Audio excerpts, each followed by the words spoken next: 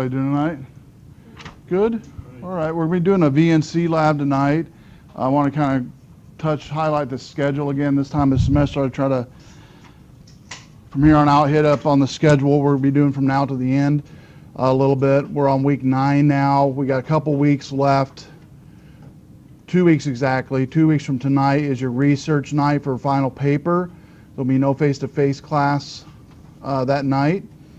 Please use this time to begin or continue to work on your research paper and presentation, because after that week, you've got 3 weeks to work on it, and then week 15, well, I take it back, 2 weeks to work on it. Week 14 is when we begin final presentation. Okay, final presentation on week 14.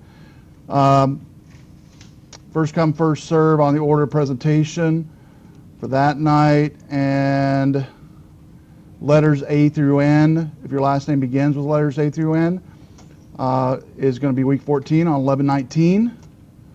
And then the last is week 15, the final session. We'll be meeting in here. And each night you give your presentation, your papers due that night as well, and you'll submit it in that week's Dropbox. Also, I will receive your PowerPoint when you guys come up here. I'll collect it, and you'll be presenting it on my instructor machine.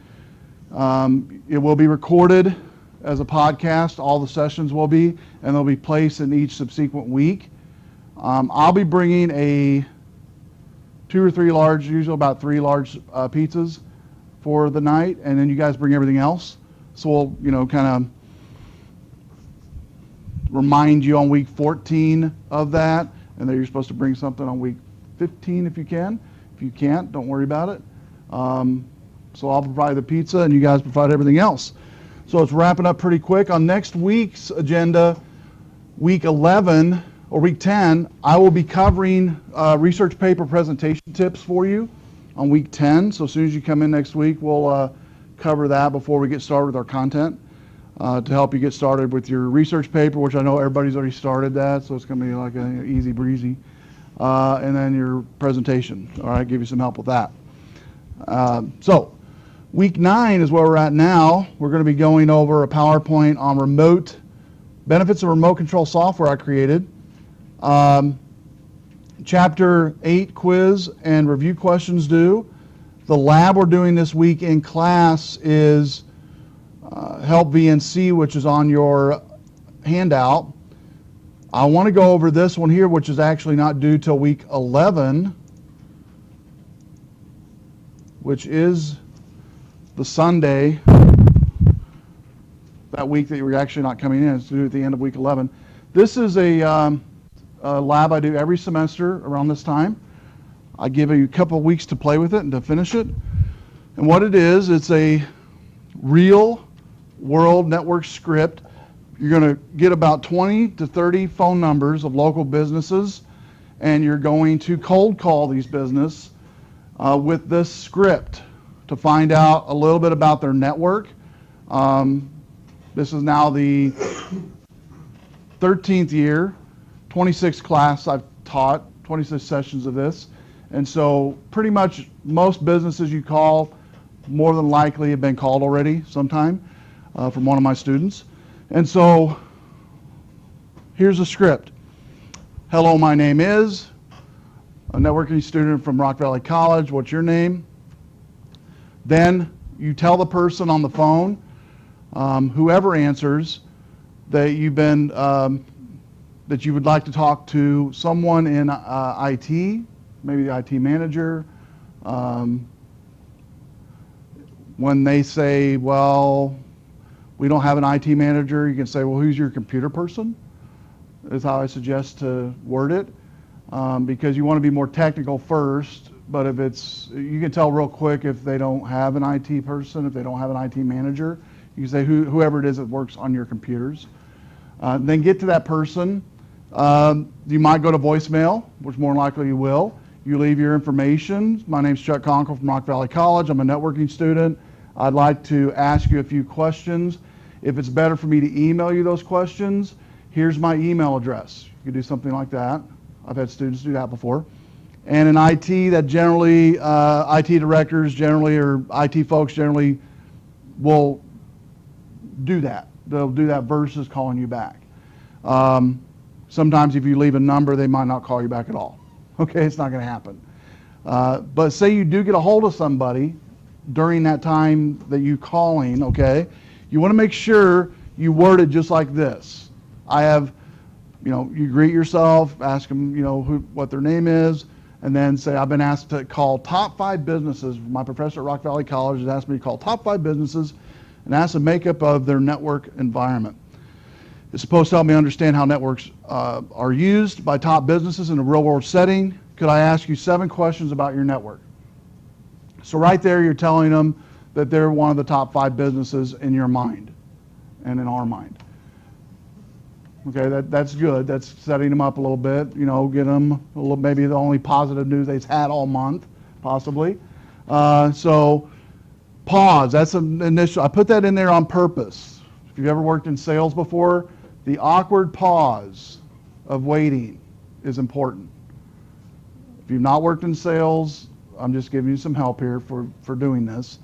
But just wait. Don't say anything while you've asked this question. Just after, could I ask you 7 questions about your network? They're thinking about it. Well, I'm kind of busy right now. Well, I wouldn't mind, if you could email me those questions, or if I could email you those questions, that would be great. I'll just email them to you. Would that be all right? Oh yeah, I can do that. Now, granted, they might not respond back, but they give you your email address, you send them the questions. But let's say after that pause, they say, yeah. And then say, okay, I'll make it really quick. If they say email, get their email information, thank them for their time. If they say no, again, thank them for their time and go on to the next number. So out of 30 numbers, it's average. Most students get a good 2 to 3 responses out of 20, 25, 30 numbers, somewhere around there, which is, pretty good for cold calling anyway. Now, you can call businesses too. You don't have to do cold calling, which means you don't know who the person is and they don't know you. That's what cold calling is. But you can call businesses you do know if you want to, like your church or your business you work at or whatever. You can talk to them about this. And that's an easy one to get probably if you know the person. But everybody clear so far what you're doing? So what you're going to do is each sheet I recommend having a sheet in front of you, like in a Word document, or have it printed out. And as they answer these questions, you write them down. So the first question is, does your network use Ethernet, token ring, or both? If they say, I don't know, put I don't know. They might say that, and a lot of times they will. They might say, I don't care.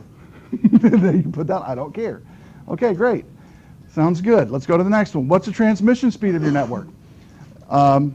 They might say, oh, we want a gigabit network. Great. They might say, don't know. Okay? Whatever they say, you put down. There's no educating them at all in this process. You're just getting information. And you don't need to feel like you need to educate anybody, okay? Now, if they do ask you a question, give them the information that you know. If you don't know something, just say, I don't know. I'm learning all this, so I'm just getting information for this phone call. What type of backbone does your network rely upon? Again, it could be a fiber, it could be Ethernet, will be the top 2 answers that they could give you. They could say mixed, it could be both, all right? Or they could say, I don't know.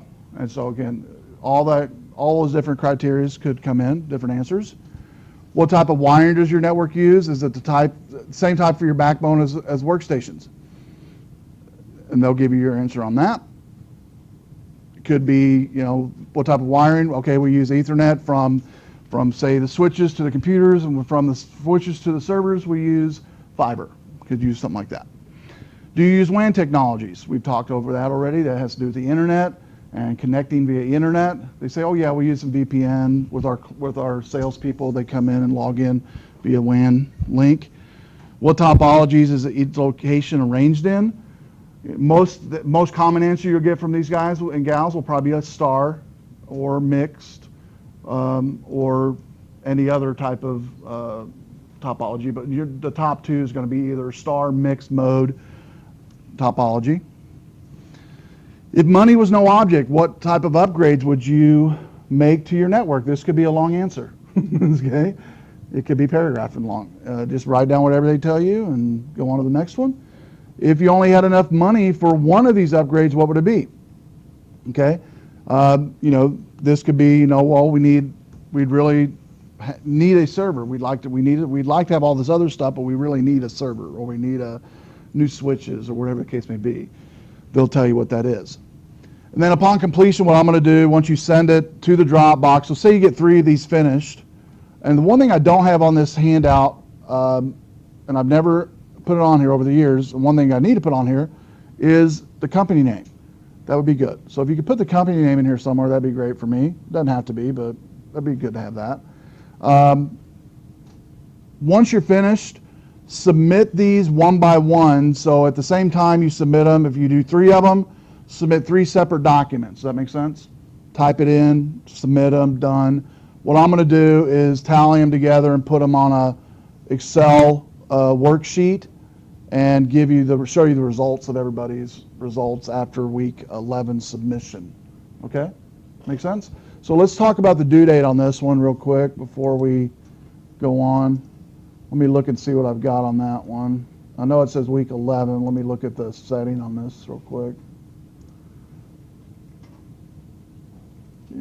Yeah, it just reminds you in this. I think this is just a reminder here. There's not really anything there. Let's go into week 11 and see what it has there. If I have a Dropbox in there. See if I might have moved it maybe into week 12 because of that. Yeah, I put it into week 12. So I'm gonna make sure this is week. Since you're doing your research paper on week 11, I'm gonna move it to week 12 because you're not gonna be here. Let me make sure I got the due date right on that. 11/5. No, I'm going to make that, I'll make it 11/11, the Sunday at the end of week 12. We'll do that.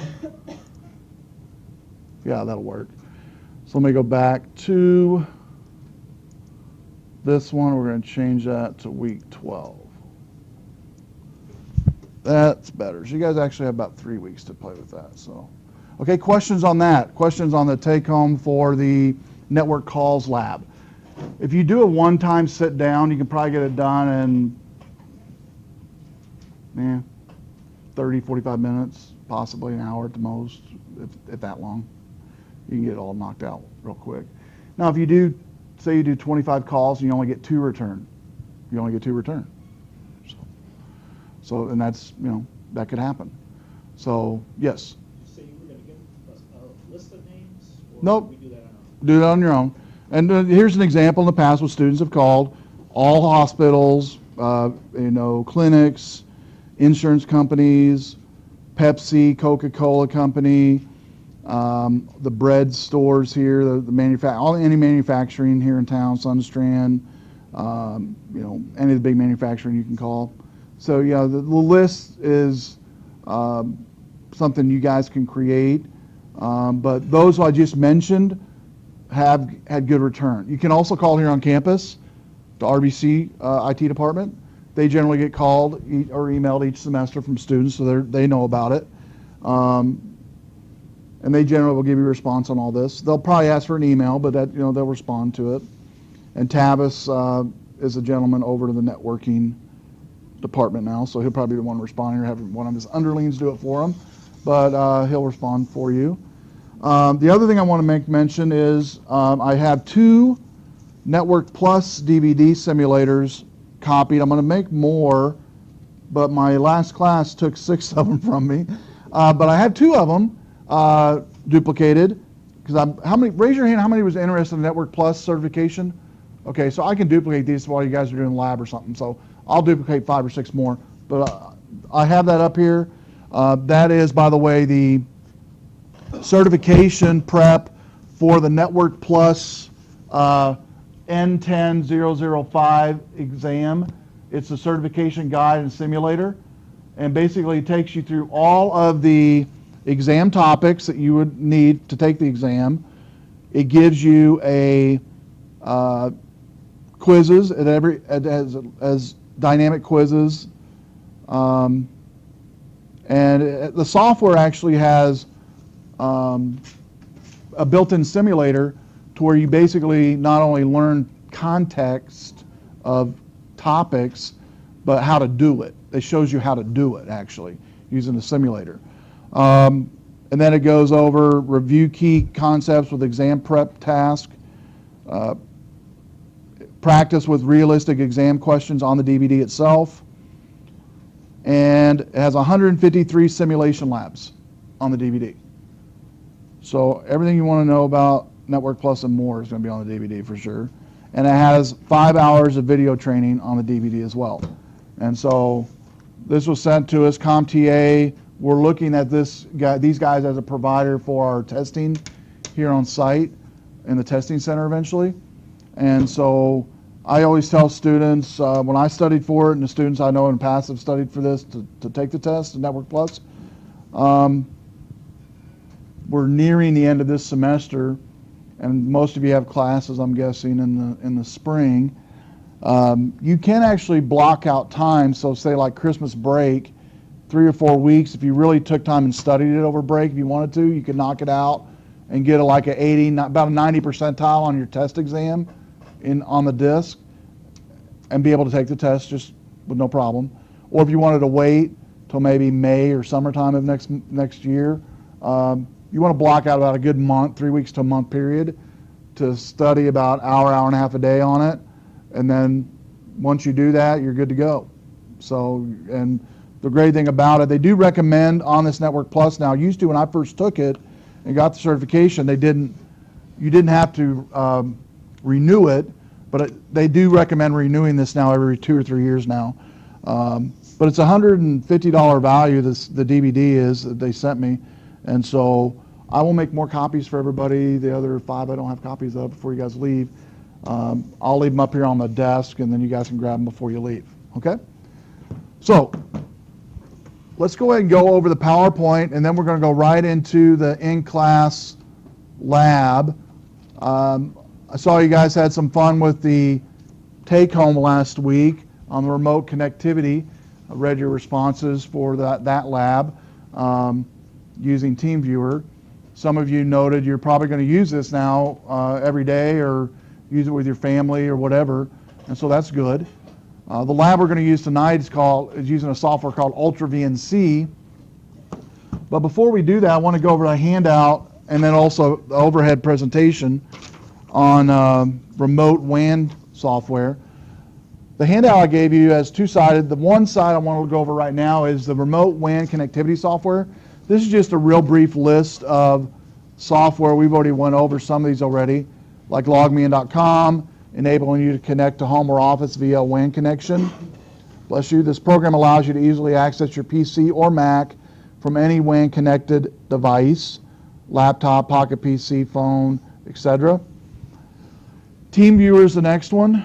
That's the one you guys used last week. CrossLucam, that is a cool service that lets you create a profile online, and then you're able to help other people and actually be on, you set up your little site, your little profile, and you can actually help others that need help around the world and be online. I'll show you what that one looks like real quick. I'll log into my account. And you can make money at this, by the way. I've helped some people around that I knew, like in Chicago and stuff, but I do know students that have made money doing this, because it's basically like a job, an online job.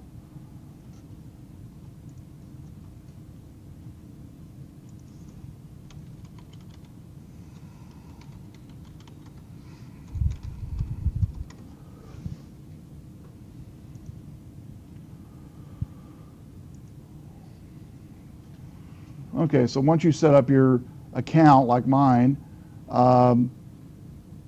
you basically can go in and tell people what you're good at. Like I put in here, sluggish, spyware, wireless, antivirus, pop-ups. This has been modified over the years. I basically have used this for class purposes, but I have helped people on this over the years. And then you give a little description of yourself, and then people can leave feedback immediately once you help them. They're prompted on this software to leave feedback immediately, so people can see exactly the folks that are, have good ratings or bad ratings. Then you can do service and rates. Here you can set these standards yourself. Like I put a standard hourly rate of $35 an hour, PC health check 50, total software installation $35 an hour, complete optimization $75 total.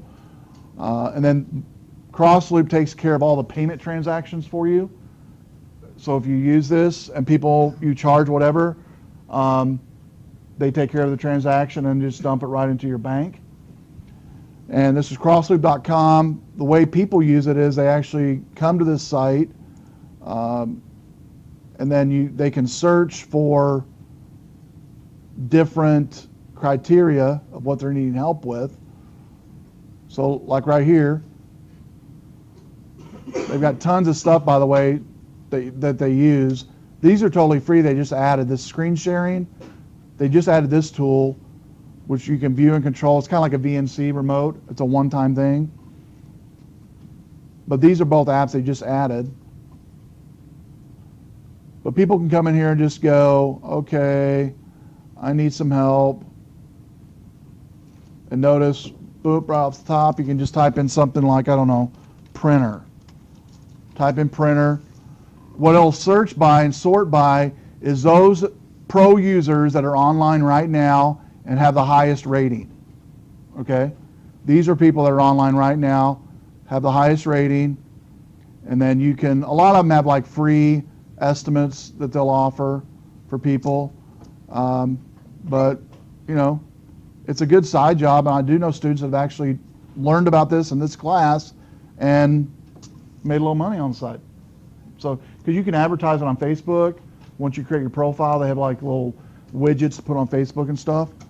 So CrossLucam, and this is one thing I did know about it. They just added this recently, was this free screen sharing software that, let's see, it says here Windows XP or newer. They have the Mac version maybe, but once you install it, you're allowed to basically remote control or allow people to remote control their screen and chat with them. So pretty sweet. CrossLucam. All right, the next one is ultravnc.sourceforge.net. This is one we're going to use tonight in just a second. It's easy to use, fast and free software that can display the screen of another computer via the internet or network on your own screen. The program allows you to use your mouse and keyboard to control the other PC remotely, like you did with your lab last week. It means you can work on a remote computer as if you were sitting in front of it. And you guys will be doing this to each other tonight using this software and adding some other features like chatting with each other. You'll learn how to do that. You'll also learn how to take and did this print out two sides for you guys? Yeah. Okay. All right, cool. Yeah, you guys are going to be starting Notepad on each other's machine. Once you're logged into that machine, you'll get the IP address of that person's machine, type it in Notepad. Computer name of that PC, type it in Notepad. Start the chat feature. Ask about what their name is. Type that in the third line of Notepad. Like you would do at work. You basically use this as you would use in a workplace environment. And then you would ask them certain things like what their favorite food is, favorite movie. Save it all. You'll upload that to the Dropbox this week for the 50-point lab. So we'll do that in just a second. And this is a fun software too to use, and it's totally free like last week. And it's very popular in IT. So benefits of remote control software. I probably can't talk enough good things about remote control software because it probably has revolutionized the IT culture in general, okay? Before, the reason I say that is you can actually be anywhere in the world and work on people's computers and work on your own computer with no problem, just as if you were right there in front of that Mac or PC.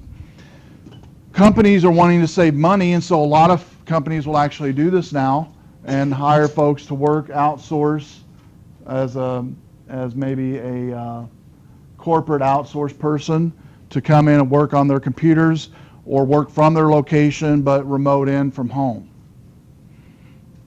And we talked already last week about some popular corporate environment apps like Citrix Server, which is probably the most popular remote control type of environment where you need your own dedicated server on site, which costs thousands of dollars, licensing, which costs thousands of dollars, but it is very secure, and IT totally controls everything in that environment, okay?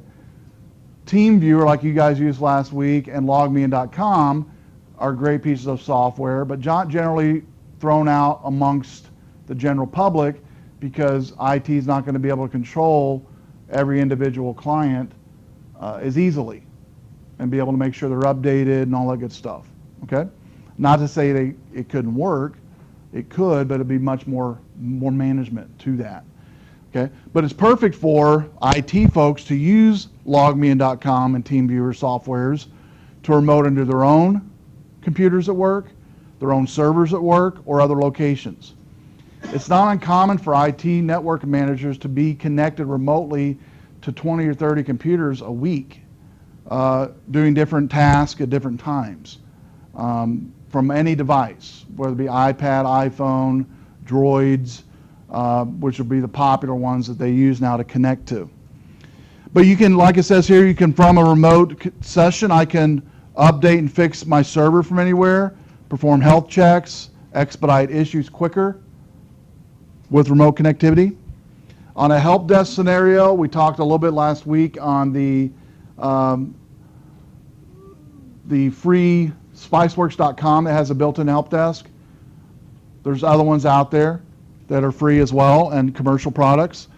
But when you're on the road, users and sales, an example would be salespeople on the road. They need help with remote software. The IT folks can remote into that laptop and help them. That's about the only way they'll get to fix it. Yes, that is about the only way to be able to fix it. Otherwise, they have to ship the laptop back to IT to do it themselves, and then you've got to do that before. People are notorious for breaking their laptops. Exactly, yes. I don't know what happened, but I woke up this morning and it was on the floor in pieces. I don't know how that, maybe it was a malfunction in the computer or something. In the cubicle, you can do it. On the road, you can do it wherever. Connect to their computer or laptop. User can get training in real time. You can show them something, and then they can show it back to you, like in Ultra VNC, like the software we're using tonight. You can say, okay, here's how you do this. Can you show me what I just showed you? And you can chat that in the chat screen. Installation updates are much easier using remote access.